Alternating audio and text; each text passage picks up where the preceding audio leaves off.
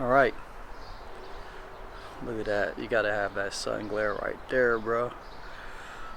But I know what y'all probably thinking. Where the fuck have you been? Don't judge me. Don't judge me. I do my own thing when I want to do it. It is what it is. I'm a wild boy. Right now I'm vlogging with the xt4. That's why you kind of see me looking this way, because I'm loving the colors. I'm checking out the framing. I never had a flippy screen. Thank you, Fuji. But I'm testing out the stabilization on here because so far I've been using it. Shh. I'm trying to talk, bro. So far I've been using it, and sometimes it looks great, and sometimes it has these weird like micro jitters or like light flickering in the background, some craziness, and I'm not digging it. But it happens only sometimes, and I'm thinking that if it's a glitch, they can fix it in an update or something like that, and I just don't know when that update is going to happen. My days are about to be up with this camera if I'm going to take it back. Which everybody's like, me ain't gonna take it back. Look at these colors, man. You got the flippy screen. What are you complaining about? Well, I guess my complaint is when you see software technology that's powerful, and you have GoPros and action cameras that can have you walk and it looks like you're floating, and they're cheaper, and you spend almost $2,000 on a body, you're not floating.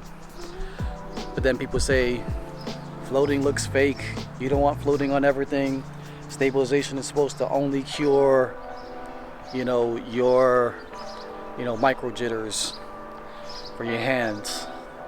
It's not supposed to be this magical, mystical thing. But when you see it on other camera systems, I'm shocked that Canon has been, see, I was able to see that glare, change my framing. You can't go back once you have a flippy screen, bro. But Canon has came a long way because they sucked for years because they were on DSLR mode and they didn't want to change. But now they're mirrorless cameras, like the one that's coming out, the ESR 5. It's crazy. The digital stabilization from Canon, even the ESR, is awesome. Everybody didn't really like the specs on that camera because it didn't really have any specs, but it did its job. 1080p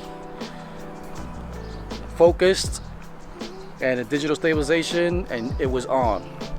C-Log, it was on. But that's what I'm kind of having a hard time with the Fuji, is that I love the colors, but their lenses are not really meant for this. I'm using the 16mm f1.4, and it's been great so far, but there's no stabilization on the lens. Now I know people have been saying, oh, why don't you use a lens that's stable, Jay, and try the 10-24 f4. F4, never. Especially in a crop sensor, like they need to do everything 1.4, 1.8, even their zooms. Fuji, Sony had to do it. They came up with their lineup, and then they came up with their lenses. If you're coming up with an awesome body like this, if you can fix the little micro jitter stuff in software, the digital software side of things, and it becomes like the go-to, then all you really need is one magical lens. A 15-35 like Canon did, where you have that whole range, and we could have some bokeh in the bokeh junkie's life over here. You know what I'm saying? But so far, I have mixed feelings. More good than not, but still a little skeptical, because it's like, do I have to go back to Canon and get the job done? But I've been a Fuji guy for the last 2 years. But I started out with Canon, and then I went to Sony. I'm going where the technology is, right? They're all tools. It doesn't matter. They're all great cameras for what you're doing. And right now, I'm trying to look for the ultimate hybrid camera where I could shoot stills and it'd be phenomenal, and then do video and it'd be phenomenal for vlogging And so far every camera comes close, like they either lean more towards photography or lean more towards video. There's no like in between goodness. Do I appreciate that Fuji has like the two different menu setups for video and stills? That is a great idea, and so far I love it. It alleviates any headache. You don't have to see any like things on the menu that don't pertain to what you're doing. That's awesome. Love that. Keep that. Other manufacturers should do the same thing too. But I don't know, there's always something about a camera that we always nitpick it, I guess. It's hard for me even right now, like Canon is expensive as hell. But you're a professional, Jay. A gig will pay for it, is what you're saying. I know you. And you're right. But it's not just about the money, right? Because I like the Fuji system because it's smaller, right? It's more compact. The lenses are smaller because it's a crop sensor. And I love it.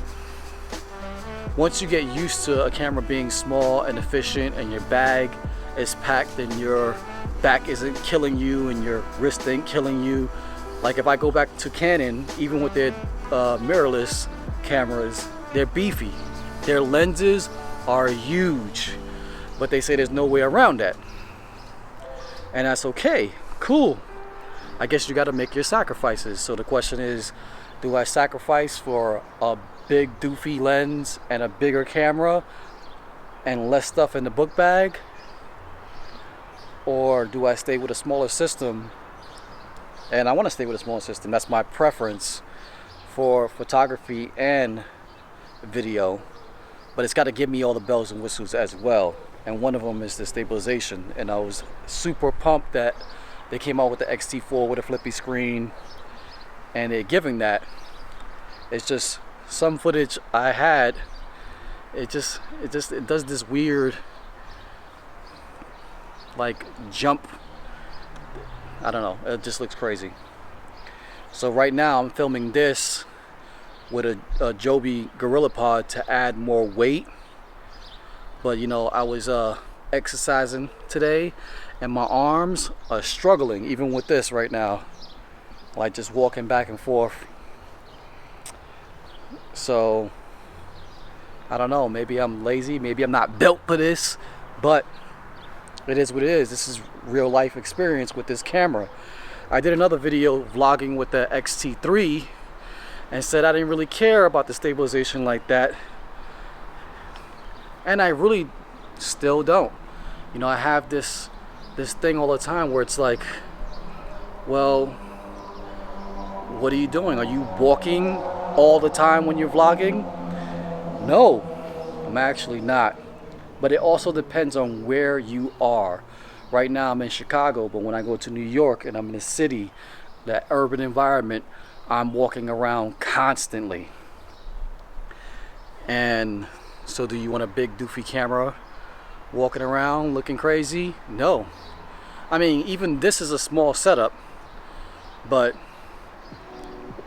it's still heavy and big and doofy kind of, I guess, you know. But you got to do what you got to do to get the right footage. I'm curious about this battery life too, because I've been filming on and off, and every time the battery goes like halfway, I'm like, uh-oh, I gotta charge this because I only have one battery. And with my xt4, I had the whole battery grip and the 3 batteries going on, so I never really worried too much about it. But so far I really can't complain about this battery. You know, a lot of people are like, oh, you still need the battery grip. If you're gonna film, the battery dies. I have yet to experience that myself. I think for the xt4, I don't think you really need the battery grip.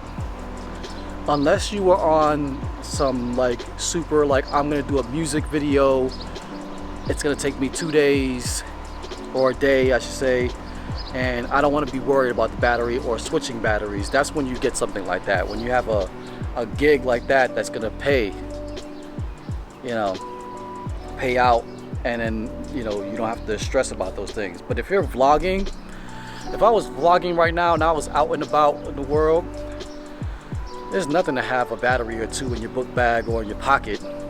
These things ain't heavy, they're not super big, even though they beefed up the battery in the xt4. It's not that big of a deal. I'd rather have it smaller, anyway, because with this Joby Gorilla Pod, like I said, it's killing the arm, but I'm trying to get this. Like, I couldn't do this with my arm extended like this all day. I would have some crazy big shoulders, though. I'll tell you that. Hold on. Oh, okay. Oh, and I will say, because I'm looking at the screen, that the eye autofocus definitely got better. The focus is not a problem. But see, it's not quite like Canon's. It's snappy, but I don't know, something about it, it's not. The push and pull is still a little choppy to me, personally. Let me see.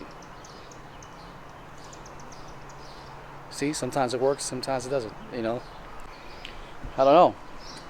I haven't rocked with a Canon, but from what I see, the dual pixel doesn't have that problem. My Sony was okay for focusing, better for pictures though. Like the eye autofocus on a Sony a7 III is crazy. It's like you're cheating. I have to use this for photo. I haven't really got a chance to, but I might have a session on Friday and I can test it out then, especially with the flippy screen, because I don't know, like a lot of people were making a lot of noise for the flippy screen, and I'm not going to use that. That's for vloggers only. For a photographer, it's gonna suck. And at first I was like, that's not a big deal, I'm a photographer first. But now I'm kind of like, it might have a point. I think if they would have did the flippy screen and they would have been able to give you that that extra flip, basically give you what the xt3 already had, but still be able to flip out the screen, because I know there's a way to do it. But it would have added some weight to the camera for sure. But that would have been phenomenal, because we're talking about the ultimate hybrid camera. Photographers don't want to give up that side and compromise to get the video. We don't want compromise. We want you, manufacturers, to come up with a way to give us both all in one camera, and then charge whatever you're going to charge. We're going to buy it. You know it. We know it. I'm over here contemplating whether or not I should get a camera that's going to be almost $4,000 just for the body and like $3,000 for a lens. Why? I don't know. Because I like this shit. Because I like filming myself. Gorgeous, baby. No, seriously, man. We are ready. I know everybody's looking at me like, no, we are not. That is way too much money. And you're right. It really is. But if somebody can provide that, people will pay. That's just bottom line. That's what's going to happen. I mean, this camera came out in a pandemic, and I still got a xt4. I mean, maybe by chance, because my favorite camera store had one, which is Dodd Cameras. Shout out to you guys for always hooking me up, putting me on. But also shout out to you guys, because you guys always have one left. I see you. That's the trick. It always works on me though, and it's always gonna work. I'm just gonna keep it 100 and super transparent. But no, seriously, they're awesome. You got to check them out. You can definitely try a lot of the gear out before you buy, and they got awesome customer service.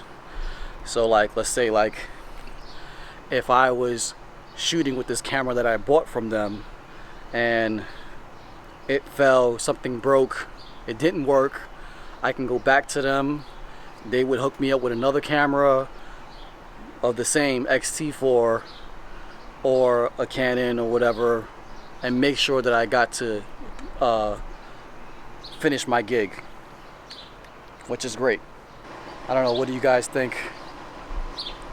Good purchase so far. I gotta view the footage on a big screen, because what I notice is that everything looks great when the screen is 3 inches. This footage is, I know this light is gorgeous, baby. I really wish this was wider. I wish I had a lens like at least like this, but I can't hold this out like this and walk around. I love how this light is shifting like crazy. Oh, I'm trying to hold for a thumbnail, but I'm shaking. I'm shaking. Can you see that I'm shaking? Is it shaky? Man, I look like I'm like in an earthquake when I'm looking at this glass. Okay, let me hold it halfway. Less shake, but it's still there. I can see it. I can see it. If I look back at this footage and it's not shaking at all, I'm gonna give Fuji his props. I don't know if it was from the workout, my arms feeling tired, or if it's this Gorilla Pod, but I'm shaking and baking, baby. Hold on, let me actually take this off if I can. Hold on. Hold, please. Alright, I'm taking this off. See, so you know what it was that I was using. I wasn't lying. Alright, so now I'm just holding on to the camera. Boom. Man, I wish I could just do this. See, if the digital stabilization on this was like Canon's, I hate to say that. Don't know why I hate to say that, but I hate to say that. It would be awesome just grabbing the camera by the lens or the body and just going. This feels way more comfortable than having a Gorilla Pod. Even though like a Gorilla Pod is convenient if I wanted to throw this down, you know. See, now I have it by the lens. I feel like I can get a good length, so I can get more in frame this way. But now, what does it look like when I'm walking? Is it more jittery? Is it? I don't know, because I can't tell. I can probably do this all day. Like when you're just holding the camera, it's like fairly light. I don't really have a complaint with the 16mm. It's a light lens. And like this, I can actually get a lot in framing, a little bit more, but I wish that I had like a 12mm. It'd be great. It would be wide enough. Even though this is not terrible, but I feel like if I had a wider lens, I could, you know, keep my arm more in, and it actually work and help me out with the stabilization, and it wouldn't feel so, I wouldn't get so tired holding this. You guys let me know in the comments what you think, if the xt4 is the vlogging camera. Small, lightweight, flippy screen, great colors. I'm using the Turner profile right now. A Rode Mic Mini on for the audio, and I have a 16mm f1.4 with an ND filter on here, a variable, so I can switch like this, get darker, get lighter, and that's it. That's the setup. And if you want the Joby Gorilla Pod, you throw that on there too, and then you're able to rock and roll with that too. That's on you. See? Look at the focus. Look at the focus. It's pretty decent. Looks good so far. Alright guys, thanks for your time. Take care. Hope everybody's doing great. And you know, let's get through these tough times with love. Peace.